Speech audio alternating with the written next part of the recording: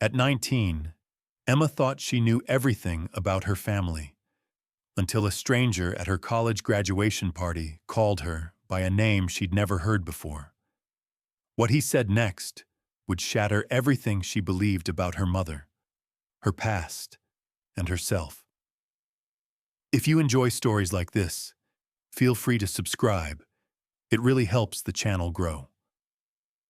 By the way, let me know in the comments, where are you listening from? I love connecting with listeners from around the world. The graduation ceremony at Millbrook Community College had ended 20 minutes ago, but Emma Sullivan still felt like she was floating. Her cap and gown fluttered in the warm May breeze as she searched the crowd of families on the campus lawn. At 19, with her blonde hair catching the afternoon sunlight, she looked every inch the proud graduate she was.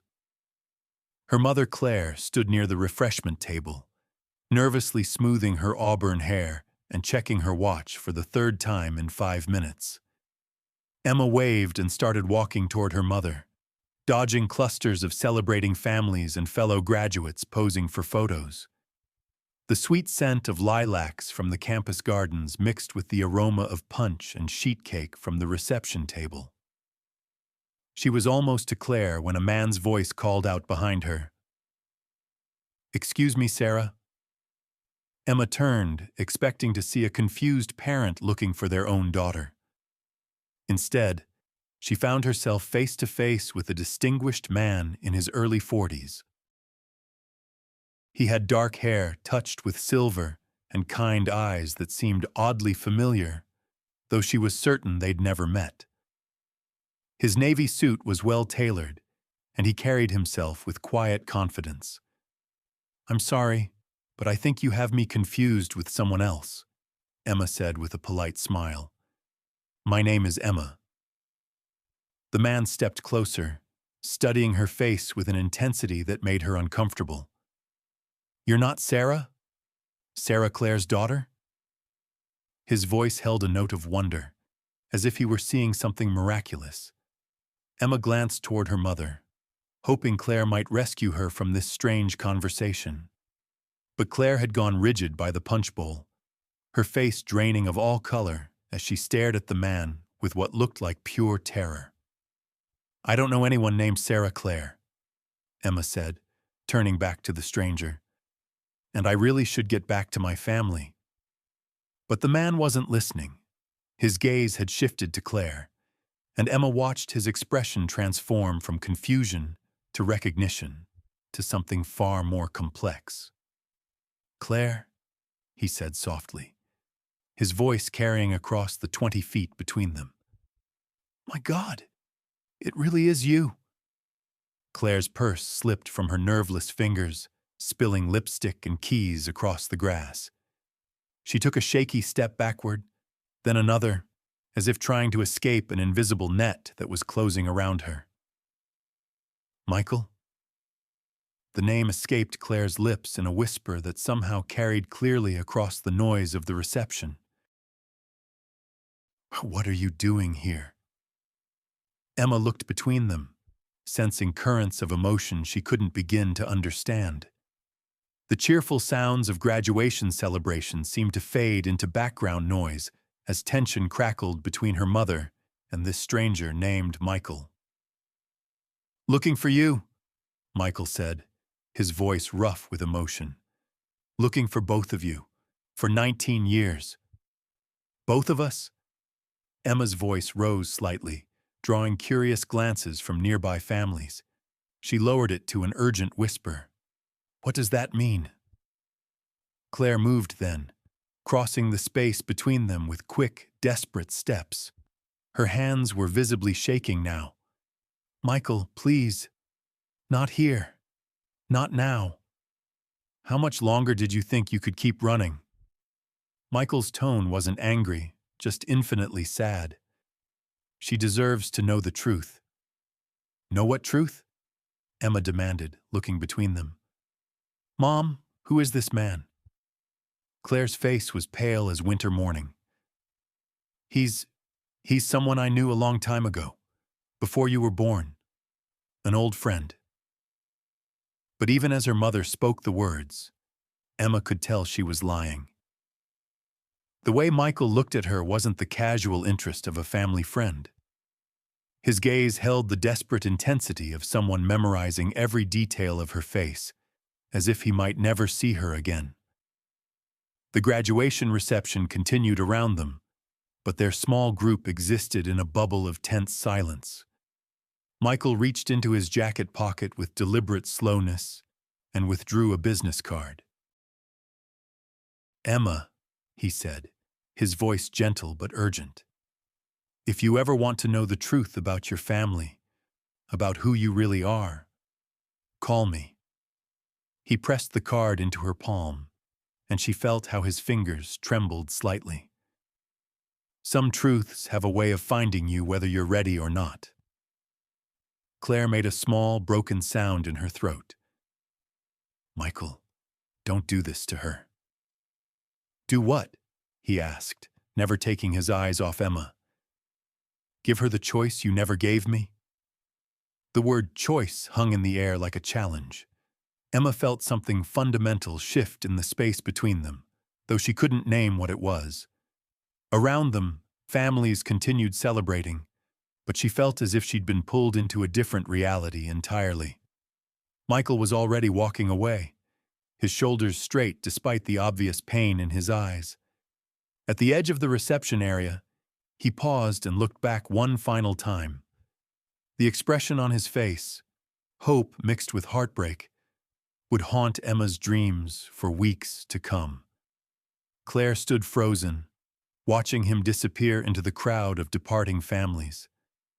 When she finally looked at Emma, her eyes were bright with unshed tears and something that looked like fear. "Mom," Emma said carefully, examining the business card in her hand.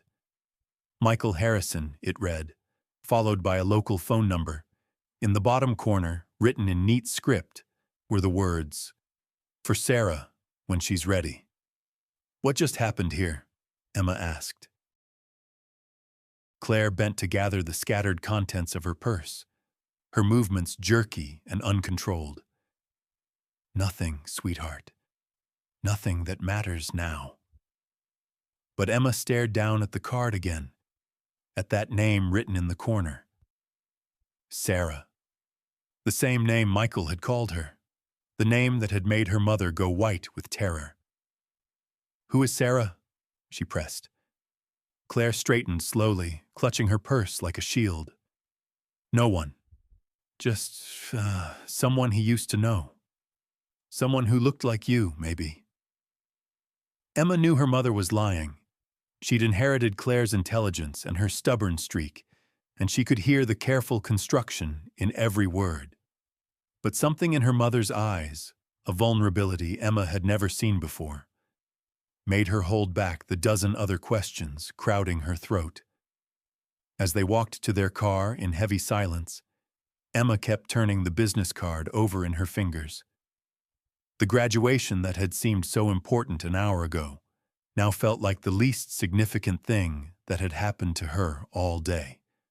The drive home passed without conversation, Claire gripping the steering wheel with white knuckles while Emma stared out the passenger window at the familiar streets of Millbrook.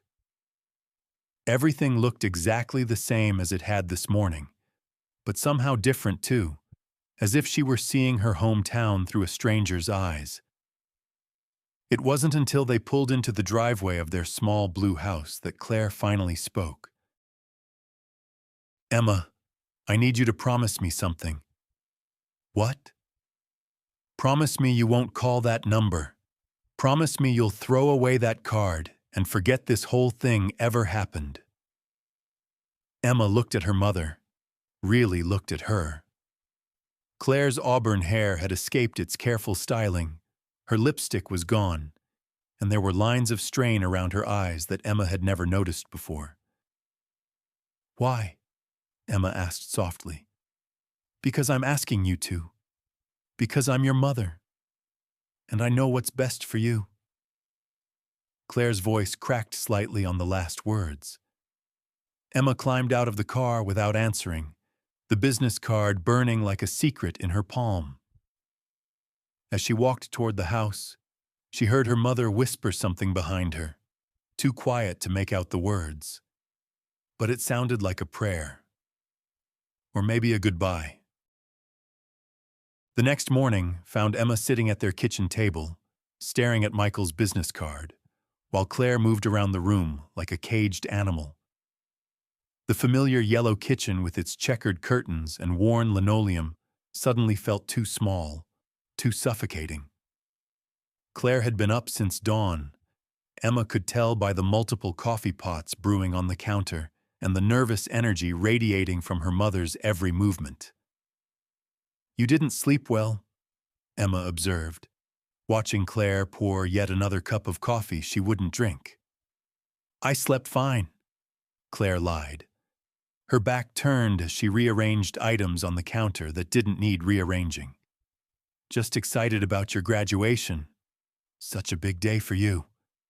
Emma held up the business card. "Mom, we need to talk about yesterday. About him." Claire's shoulders went rigid. The coffee mug slipped from her hands, shattering against the tile floor in an explosion of ceramic and hot liquid. "Look what you made me do," she snapped, then immediately softened her tone. "I'm sorry, sweetheart. I'm just tired."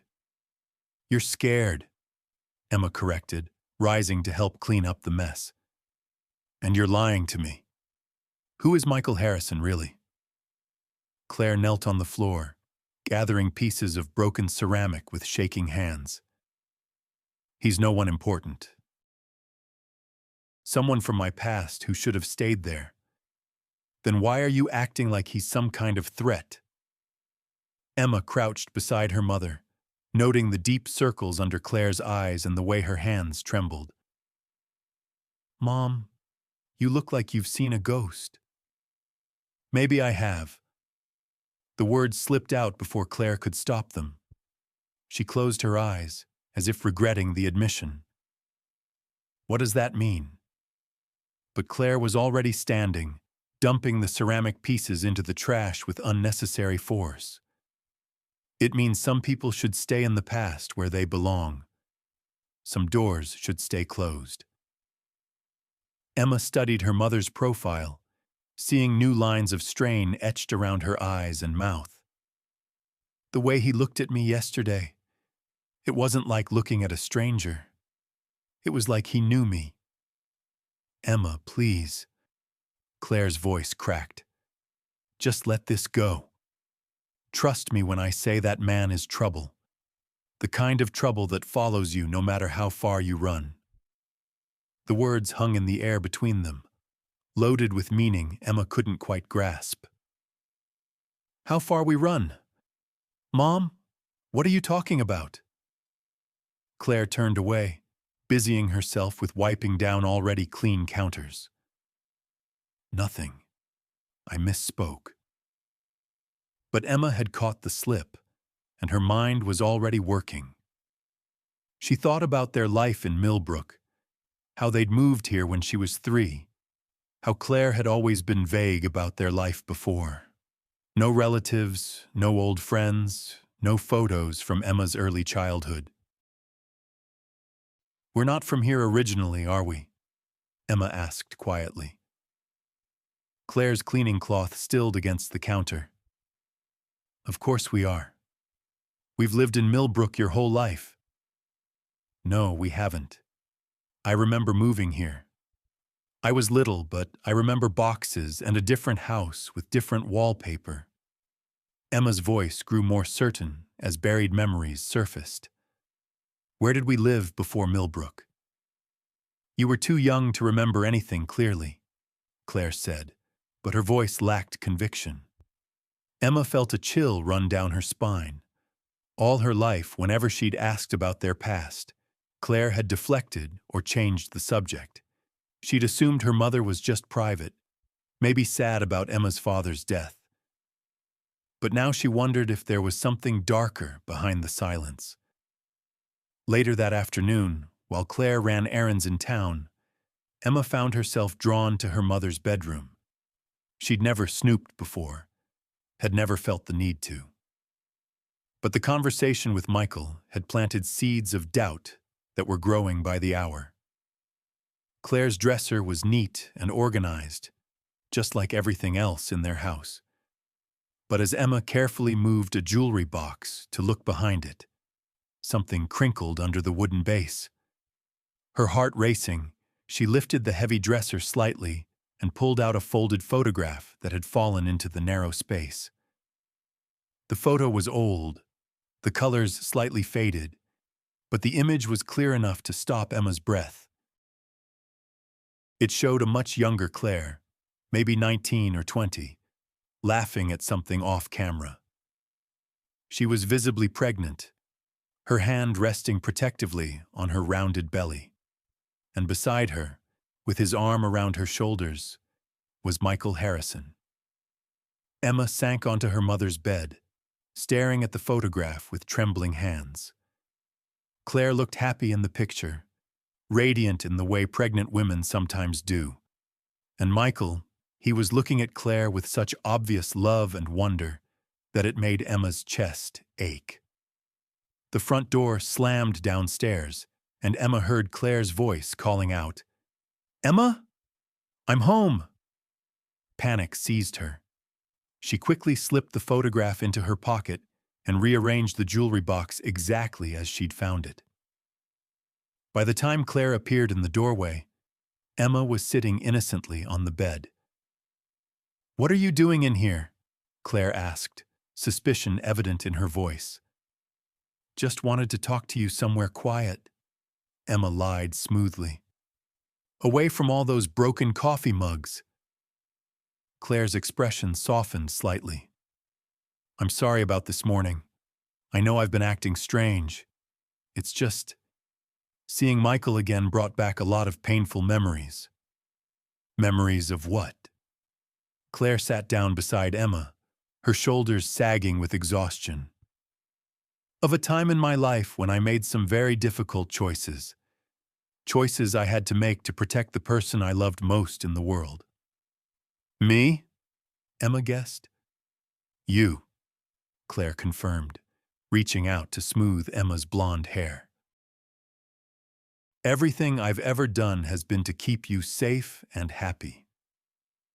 Emma felt the weight of the photograph in her pocket like a burning secret.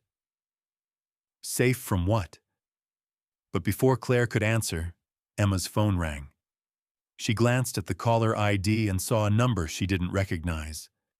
Something in her expression must have given her away, because Claire's face went white. "Don't answer that," Claire said urgently, but Emma was already swiping to accept the call. "Hello? Emma, this is Michael. I was hoping we could talk." Claire lunged for the phone, but Emma pulled away, stepping toward the window. "I'm listening. I know yesterday was overwhelming, and I know your mother probably doesn't want you talking to me. But there are things you need to know. Things about your birth, about why your mother has been so afraid all these years." Emma glanced back at Claire, who was standing in the middle of the room with tears streaming down her face. "What kind of things?" "The kind that explain why she's never told you about your real name, your real birthday, or where you were actually born." Michael's voice was gentle but insistent. "Meet me tomorrow afternoon at Rosewood Diner on Main Street. I'll show you documents, proof of everything I'm telling you." "I don't understand." "Emma," Michael said, and there was something in the way he said her name that made her heart skip. "What's your middle name?" The question seemed to come from nowhere. "Claire." "My middle name is Claire."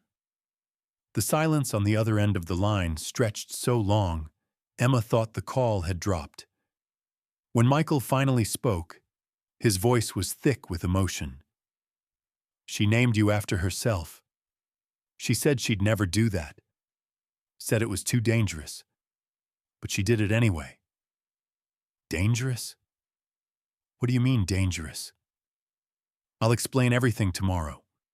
2 o'clock at the diner.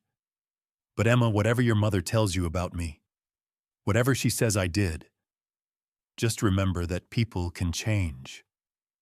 That 19 years is a long time for someone to prove they're not the same person they used to be. The line went dead, leaving Emma staring at her phone while Claire stood frozen across the room. "You called him back," Claire whispered, and Emma realized her mother had overheard the entire conversation.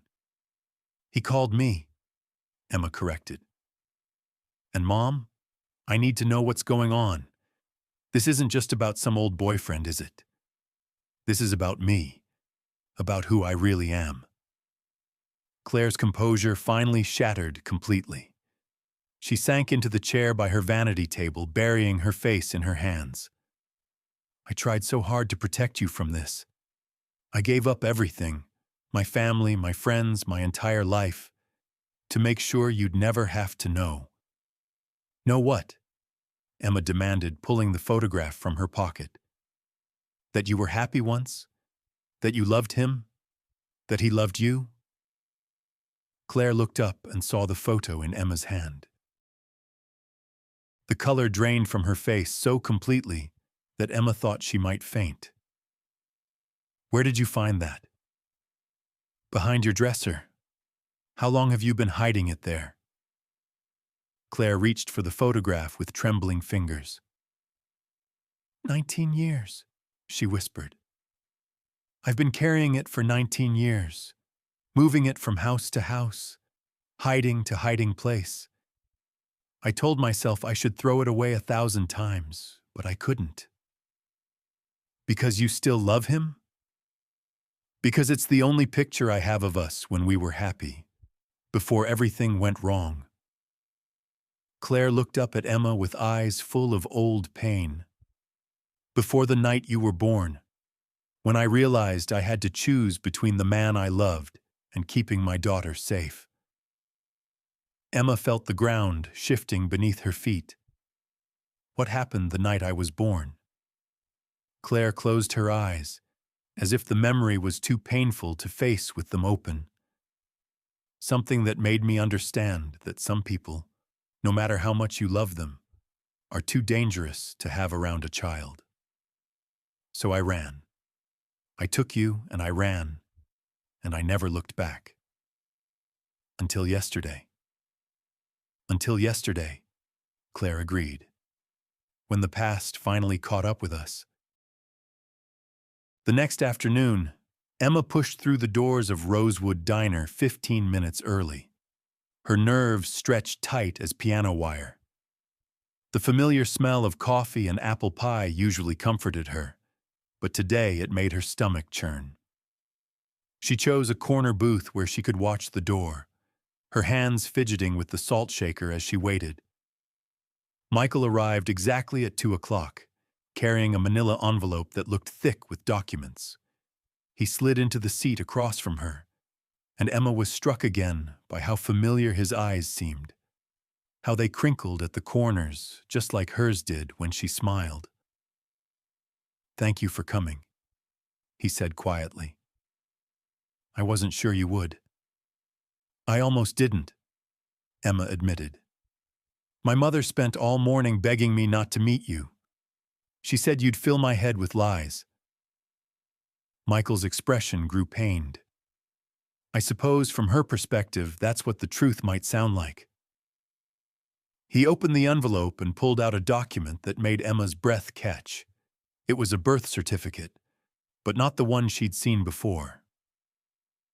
"Sarah Michelle Harrison," she read aloud, staring at her own tiny footprints preserved in blue ink. "Born March 15th at Columbus General Hospital." She looked up at Michael, her voice barely a whisper. "This says you're my father."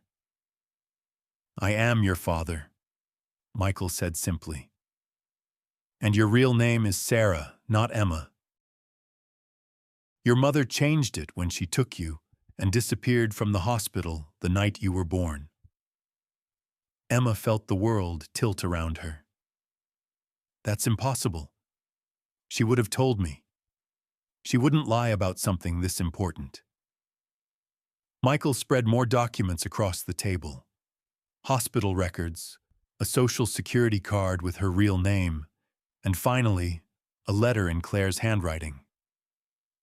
She left this for me before she vanished. I want you to read it, but I need to warn you, it doesn't paint me in a very good light. With trembling hands, Emma unfolded the letter. Claire's familiar script filled the page, but the words were like nothing her mother had ever written to her. Michael, I can't let you hurt Sarah the way your anger has hurt me. You lost control tonight, and I saw what you're capable of when you're angry and drinking. I'm taking her somewhere you'll never find us. Don't try to follow. Emma looked up at Michael, seeing her own eyes reflected in his face. You hurt her? Michael's shoulders sagged with the weight of old shame. The night you were born was the worst night of my life, and not because of your birth. Your birth was beautiful, perfect. But I was drinking heavily then, scared about becoming a father, about being responsible for a family. When the labor took longer than expected, when the medical bills kept mounting, I lost my temper with the hospital staff. I said terrible things, pushed a nurse, had to be restrained by security. In front of my mother? While she was in labor with you. Michael's voice broke slightly. She was terrified, exhausted, and instead of being her support, I became another source of fear. When I sobered up the next morning, she was gone. Took you right out of the maternity ward and vanished. Emma stared down at the birth certificate, at the name Sarah Michelle Harrison printed in official type. So everything I know about myself is a lie? Not a lie, Michael said gently. A protection. Your mother did what she thought was best for you. She gave up her entire life, her family, her friends, her identity, to keep you safe from me. But you found us anyway. Michael pulled out another document, this one from a rehabilitation center. I've been sober for 18 years, Emma. I've been in therapy, anger management, anything that might help me become the father you deserved. I hired private investigators, checked school records, hospital databases. I never stopped looking for you. Emma felt tears burning her eyes. Why now? Why show up at my graduation? Because I've been tracking graduation lists at colleges within a 500-mile radius for 3 years, looking for any Sarah or Emma born around your birthday. When I saw Emma Claire Sullivan graduating from Millbrook Community College, the pieces fit. The middle name, the timing, the location. My middle name, Emma whispered, remembering his strange reaction on the phone. You said it was dangerous that she named me after herself. Claire Elizabeth Morrison was her real name before she became Claire Sullivan. If anyone had been looking for Claire Morrison, they might have found Emma Claire Sullivan eventually, but she did it anyway, because she couldn't bear to let go of that last connection to who she used to be. Emma's phone buzzed with a text from her mother. Where are you? Please come home. I'll explain everything. She stared at the message, then at the man across from her who had been a stranger 24 hours ago and was now claiming to be her father. She's worried about me meeting you, Emma said. She should be, Michael replied, surprising her. Not because I'd hurt you, but because once you know the truth, everything changes. You'll have to decide whether to keep being Emma Sullivan or reclaim your identity as Sarah Harrison. You'll have to choose whether to forgive a father who lost everything because of his own mistakes. Emma looked around the diner, at the familiar red vinyl booths and black and white checkered floor. Yesterday, this place had been part of her ordinary world. Today, it felt like the setting for a conversation that would define the rest of her life. I need to go home, she said finally. I need to hear her side of this. Michael nodded, gathering up the documents. Keep these, he said, pushing them toward her. Whatever you decide about me, you deserve to know who you really are. Emma drove home in a daze, the documents on the passenger seat beside her like evidence of a crime she didn't understand. When she pulled into their driveway, she sat for a long moment, looking at the small blue house where she'd grown up as Emma Sullivan, where she'd believed herself to be the daughter of a dead man and a woman with no past. Claire was waiting on the front porch, her face drawn with exhaustion and something that looked like defeat. She stood as Emma approached, the old photograph from behind the dresser clutched in her hand. I've been thinking about this picture all night, Claire said without preamble, about how happy we were before everything went wrong. Emma climbed the porch steps slowly, the manila envelope heavy in her hands. He showed me the birth certificate, the hospital records, the letter you left him. Claire's face crumpled. Then you know. You know what he was like, what I was running from. I know what he was like 19 years ago, Emma corrected. But Mom, people can change. He's been sober for 18 years. He's been in therapy, trying to become better. Some risks are too big to take, Claire whispered. Some mistakes are too dangerous to forgive. Emma sat down beside her mother on the porch swing they'd painted together when Emma was 12. But what if you're wrong? What if he really has changed, and I've missed out on having a father because you were too scared to give him a second chance? Claire was quiet for a long time, staring out at the tree-lined street where Emma had learned to ride a bike, where she'd waited for school buses and first dates and all the ordinary moments of a carefully constructed childhood. The night you were born, Claire said finally, I lay in that hospital bed holding you, and I made a promise. I promised that I would never let anyone hurt you the way his anger had hurt me, even if it meant giving up everything else. Including him? Including him. Claire looked at the photograph in her hands, at the image of herself young and in love and full of hope. But Emma, you're not a baby anymore. You're 19 years old, old enough to make your own choices about who you want in your life. Emma felt something shift between them, some invisible barrier finally coming down after 19 years. Are you saying I can see him? Get to know him? I'm saying that maybe it's time for me to stop making decisions for you out of fear. Claire's voice was steady, but Emma could see tears gathering in her eyes. Maybe it's time for all three of us to find out if people really can change, if families really can heal from the kind of damage we've all been carrying.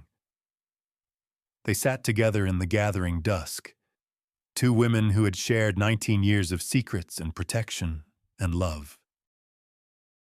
Emma thought about the documents in her lap, about the choice between remaining Emma Sullivan and becoming Sarah Harrison again.